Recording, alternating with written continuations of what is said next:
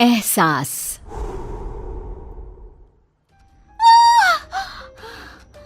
फिर एक सपना, उसके पूरे होने का डर क्यों? ये सब क्यों हो रहा है मेरे साथ? क्यों? प्रीति और उसके सपने, अनकहे अनजाने, कुछ राज समेटे हुए। ये कहानी शुरू होती है बंगाल के एक छोटे से शहर वीरानगंज से, जहाँ प्रीति अपने परिवार के साथ रहती थी।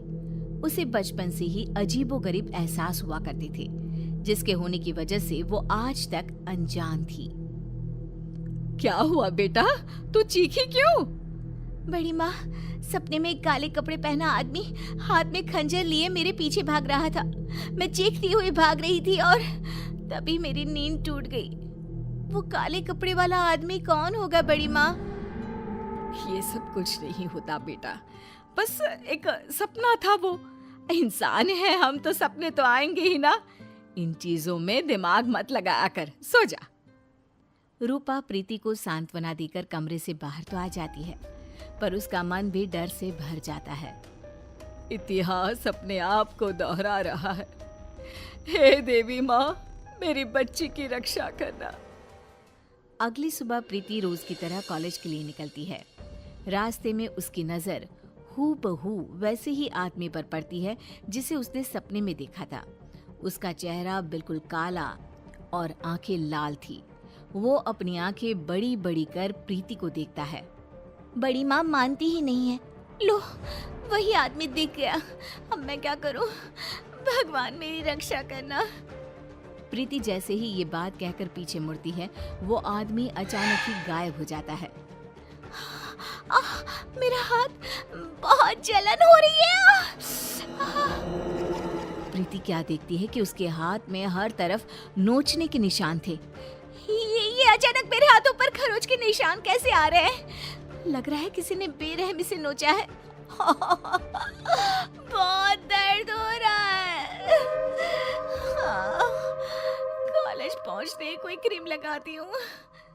प्रीति जैसे ही कॉलेज पहुंचती है, उसकी शरीर के निशान देखकर उसके फ्रेंड्स चौंक जाते हैं। प्रिया कहती है, ये ऐसे खरोच के निशान, लग रहा है किसी जानवर ने नोचा हो। ये कैसे हुआ प्रीति? पता नहीं यार, अचानक ही। ऐसी खरोंचें तो अक्सर किसी बुरे सांप के छूने से आ जाती हैं प्रीति। क्या यार, तू भी इसे डरा रहा है? अरे लग गई होगी कोई चोट। कोई चोट नहीं लगी मुझे। शिवम सही कह रहा है। मुझे रास्ते में एक अनजान शख्स दिखाई दिया और उसे मैंने सपने में भी देखा था। फिर अचानक ही वो कहीं गायब हो गया और मेरे शरीर पर ऐसे निशान आ गए। तुम्हारी बुआ के साथ भी कुछ ऐसा ही हुआ था ना? हाँ, पर मैं नहीं जानती ठीक ठीक कि क्या हुआ था। बट शायद मेरी ही उम्र की रही होंगी। मेरी तरह वो भी घटनाओं के होने से पहले उनको महसूस कर लिया करती थी।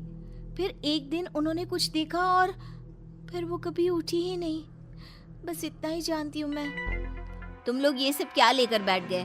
प्रीति को दवा लगा दो पहले, और चलो हम लोग कॉलेज के बाद कहीं घूमने जाते हैं, मजा आएगा। प्रीति का मूड ठीक करने के लिए कॉलेज के बाद सभी घूमने निकल पड़ते हैं। सड़क दोनों तरफ से पेड़ों से घिरी हुई, एक ऐसा सफर जो सबका मन मोह ले।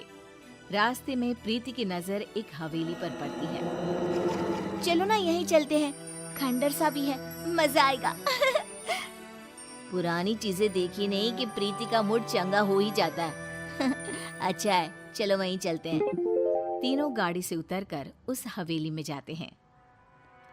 1912। 1912? ये क्या है? पता नहीं, दिमाग में ये नंबर आया। छोड़ो, मैं तो कुछ भी कहते रहती हूँ। अंदर चले। तीनों उस पुरानी हवेली के अंदर जाते हैं। प्रीति जैसे ही हवेली की दहलीज पर कदम रखती है, अचानक आंधी तूफान सा माहौल हो जाता है और तेज ठंडी हवा बहने लगती है। प्रीति के शरीर के खरोच के निशान वापस से हरे हो जाते हैं। ये निशान बहुत जल रहे हैं। मौसम के बदलते हुए रुख को देखकर सभी फौरन अंदर हवेली में चले जाते हैं। अंदर तीनों इधर उधर घूमने लग जाते हैं। तभी प्रिया के हाथ एक नेम प्लेट लगती है जिस पर 1912 ही लिखा हुआ था। प्रीति देख, इस नेम प्लेट पर क्या लिखा हुआ है? कर्णिका पैलेस 1912।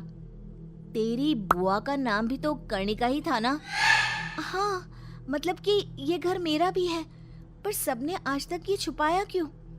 तभी प्रीति ऊपर देखती है जहां उसे गैलरी में वही काला साया दिखाई देता है जो प्रीति को देखकर मुस्कुराता है। देखो फ्रेंड्स, वही काला साया है ऊपर। सभी ऊपर देखते हैं पर ऊपर कोई नहीं होता। कहाँ गया? अभी तो यही था। मुझे कुछ एहसास हो रहा है फ्रेंड्स, लगता है मानो इसी हवेली में मैं रही हूँ, पहले, बहुत पहले। तभी अपनी आंखों के सामने प्रीति को कुछ चीज दिखाई देनी शुरू होती है। वो देखती है कि उसकी बुआ उसी अनजान आदमी के साथ कोई तंत्र साधना कर रही है। तुमने जो कहा मैंने किया ना, अब तो मुझे जाने दो ना। नहीं कर्णिका, अब तुम पूरी तरह से मेरी हो। ये कहते ही वो आदमी कर्णिका को छूता है और कर्णिका का शरीर पूरी तरह काला पड़ जाता है और वो मर जाती है और वापस से प्रीति को सब कुछ पहले की तरह नॉर्मल दिखने लग जाता है। ये सब क्या है? बुआ जी क्यों उस आदमी के साथ थी? कौन है वो? तभी शिवम और प्रिया के सामने भी वो अनजान आदमी आ जाता है। कैसी हो कर्णिका?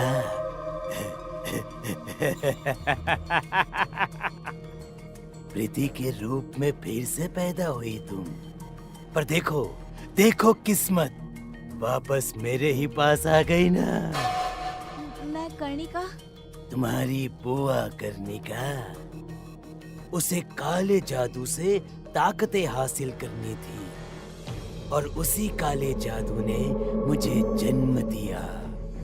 उसकी ताकत की लालच उसे ही खा गई और वो दोबारा तुम्हारे रूप में पैदा हुई।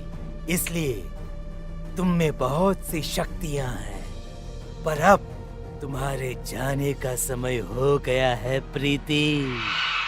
वो कर्णिका थी, मैं प्रीति हूँ। मुझे किसी भी ताकत की कोई लालच नहीं है। You can't destroy me.